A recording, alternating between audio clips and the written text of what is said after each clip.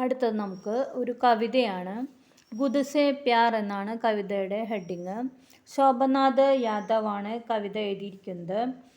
ഗുദ്സെ പ്യാർ, ഗുദ് എന്ന് പറഞ്ഞാൽ സ്വയം, ഗുദ്സെ സ്വമനസാലുള്ള, പ്യാർ സ്നേഹം, സ്വമനസാലുള്ള സ്നേഹം.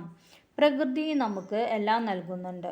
സൂര്യൻ ഊർജവും വൃക്ഷങ്ങൾ പൂക്കളും മേഘം മഴയും സ്നേഹത്തോടെ നമുക്ക് നൽകുന്നതുപോലെ ലോകത്തിനും സ്നേഹം നൽകി നമുക്കും സ്വയം സ്നേഹിക്കാം എന്ന ആശയം ഉൾക്കൊള്ളുന്ന ശോഭനാഥ് യാദവിൻ്റെ കവിതയാണ് ഗുദ്സെ പ്യാർ എന്ന കവിതയിലുള്ളത്. നമുക്ക് ഈ കവിത ഒന്ന് വായിക്കാം. സൂരജ് അപ്നി ആഗ് സേ ഇത്നാ പ്യാർ കരേ കി വഹ് ദേ സകേ ആഗ് ദുനിയാ കോ ഭി.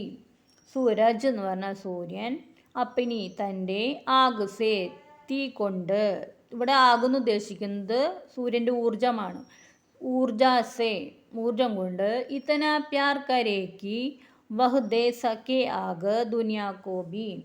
സൂര്യൻ തൻ്റെ ഉള്ളിൽ സ്നേഹത്തോടെ സൂക്ഷിച്ചിട്ടുള്ള ഊർജം ലോകത്തിന് നൽകുന്നു. ദർഖത്ത് അപ്നെ ഫൂലോം സേ ഇത്തന പ്യാർ കരേക്ക് വഹ് ദേ സകേ ഫൂൽ ദുനിയാ കോ ഭി. ദർഖത്ത് എന്ന് പറഞ്ഞാൽ മരം, അപ്നെ ഫൂലോം സേ തൻ്റെ പൂക്കൾ കൊണ്ട്, ഇത്തന പ്യാർ കരേക്ക് വഹ് ദേ സകേ ഫൂൽ ദുനിയാ കോ ഭി. മരം തൻ്റെ വിരിഞ്ഞ പൂക്കൾ വളരെയധികം സ്നേഹത്തോടെ നമുക്ക് നൽകുന്നു. ബാദൽ അപ്നെ ജൽ സേ ഇത്തന പ്യാർ കരേക്ക് വഹ് ദേ സകേ ജൽ ദുനിയാ കോ ഭി. ബാദൽ മേഘം, അപ്നെ ജൽ സേ തൻ്റെ പാനി വെള്ളം കൊണ്ട്, ജൽസ് ജലം കൊണ്ട്, ഇത്തന പ്യാർ കരേക്ക് വഹ് ദേ സകേ ജൽ ദുനിയാ കോ ഭി. മേഘം തൻ്റെ ജലത്തെ സ്നേഹിക്കുകയും ആ ജലം നമുക്ക് തരികയും ചെയ്യുന്നു. മേം ഗുദ്സെ ഇത്തന പ്യാർ കരൂം കി ദേ സകൂം പ്യാർ ദുനിയാ കോ ഭി.